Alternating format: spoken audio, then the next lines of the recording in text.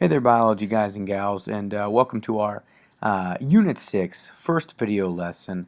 We're going to be looking at material from 10.1 in your biology textbooks, and it's all about protein synthesis. And so I'm going to do a little talking here. If you want to start taking down some of the stuff that you see on the screen, that is absolutely fine. But what we're looking at today is we're actually looking at how proteins are built. And if you can check back at the unit page or check on the board, our sixth unit is titled the making of the molecular structural and functional protein synthesis. So how at the molecular level we can actually take DNA as the blueprint, as the instruction manual, and make the structural and functional proteins for life. Okay, we're going to use DNA here to build proteins, and we've got segments of DNA that are actually specialized for encoding certain traits, so they house certain directions, whether it be for your hair color or to generate a certain enzyme that goes and does a certain job, okay, like breaking down lactose, all right, whatever it may be, those little segments of DNA, okay, we call those genes.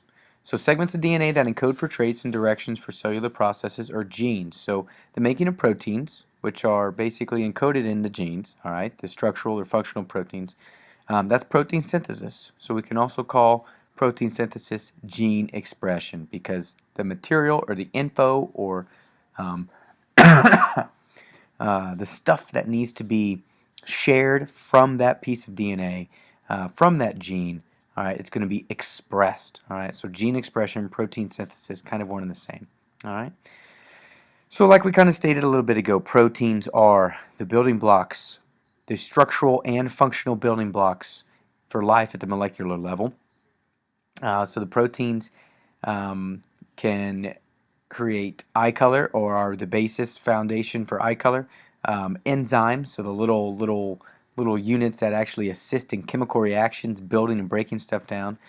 They provide the channels and the transport avenues for materials in and out of the cell membrane, and a whole bunch of other functions, both structural and functional, all right, for the cell at the molecular level. So big deal here, being able to use DNA to build proteins. Okay, DNA does not directly build proteins, though. There's kind of a middleman here, and we call that ribonucleic acid, and it's going to assist with the process. And we get down to here where we actually have this DNA versus RNA data table. Okay, this is something that's going to come in handy here over the next couple of class periods, and it's going to come in handy today and the next class period as well, as we start to model protein synthesis with our little DNA and RNA puzzle pieces. So RNA is ribonucleic acid. It's composed of a ribose sugar instead of a deoxyribose sugar, and it is a single strand of nucleotides. So it's not a double-stranded or two-stranded double helix. Okay, it's just one single strand of nucleotides. And instead of the nucleotide thymine, RNA possesses the nucleotide uracil. RNA, ribonucleic acid. DNA, deoxyribonucleic acid. Okay, and one more time here, a gene's instructions for building and making proteins are in the DNA nucleotide sequence. Okay, so again, DNA is that big long sequence of nucleotides, all right, and a certain segment or a certain section of nucleotides encodes, okay, for a specific protein structure or functional protein.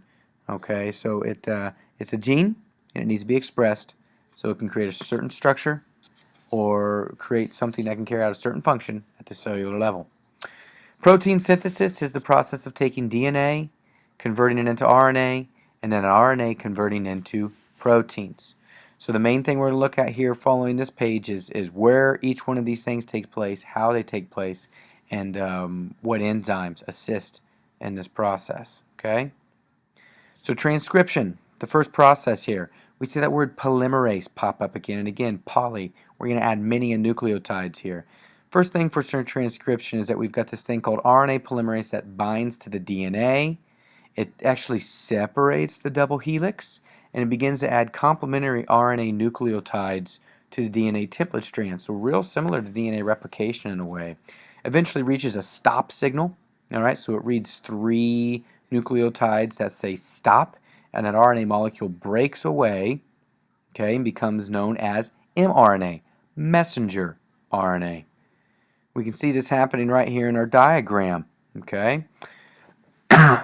We've got our DNA double helix, and it's being busted open here by this invisible RNA polymerase, and that RNA polymerase is adding one at a time one of these RNA nucleotides, okay?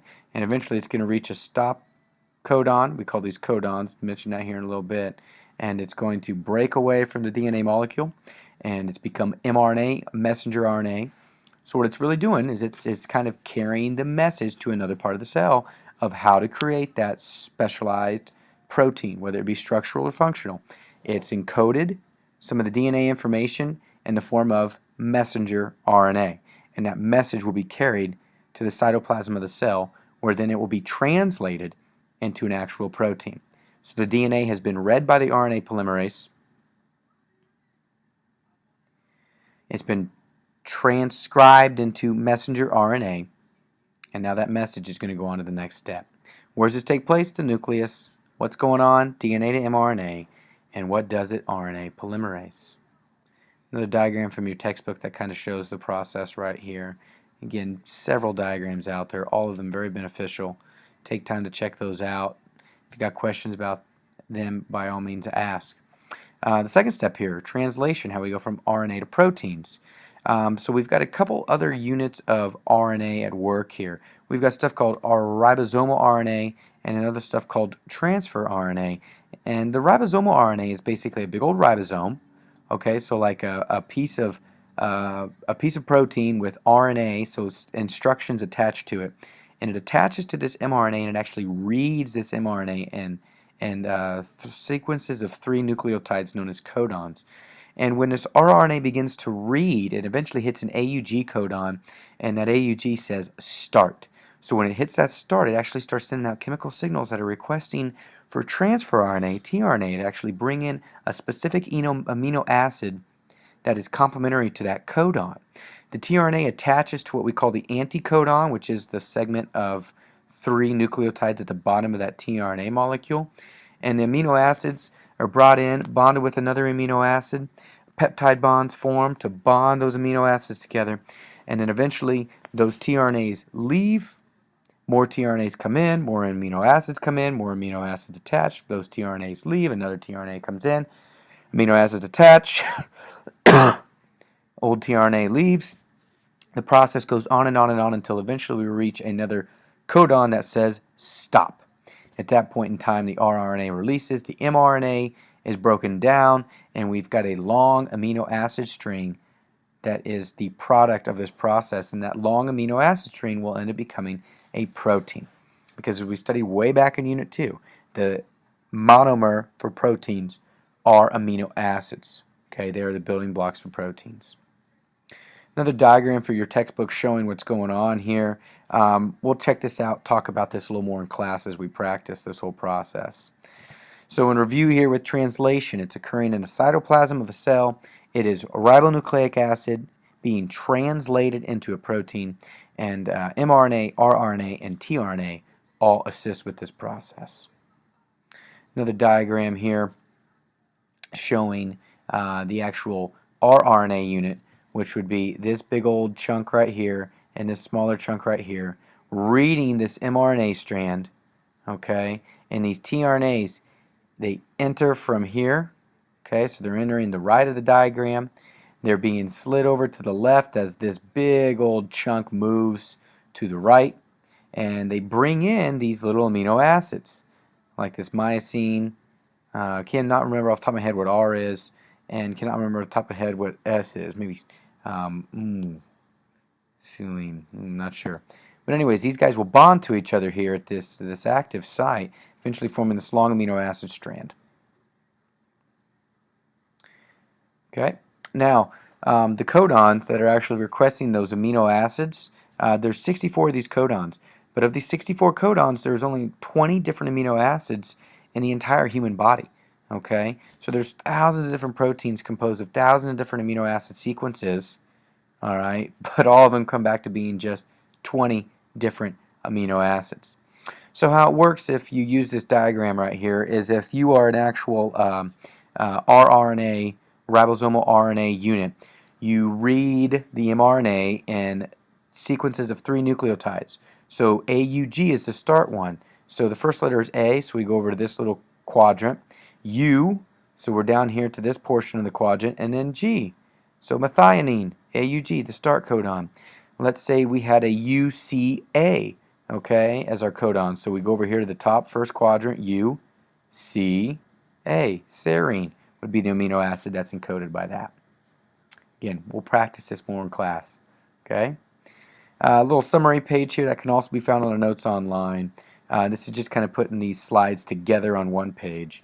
DNA is transcribed, where it goes through transcription in the nucleus, courtesy of RNA polymerase to create mRNA.